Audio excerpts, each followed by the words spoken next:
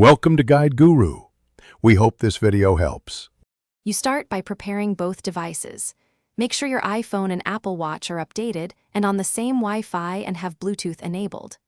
On your iPhone, open Control Center and tap Screen Mirroring. On newer watches, you may need a companion app or the watch mirroring option.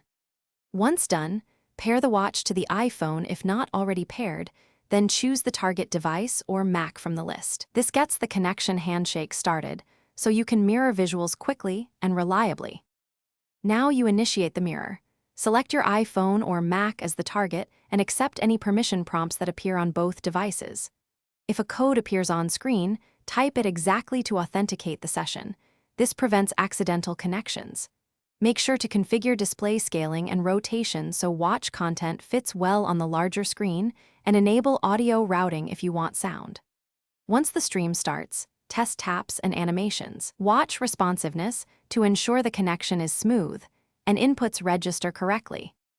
To finish, stop mirroring from Control Center or close the QuickTime session on Mac and confirm the watch returns to normal operation. If mirroring fails, restart both devices and toggle Wi-Fi and Bluetooth. This clears transient network and pairing glitches. Make sure low power or background app restrictions are off because they can throttle streaming.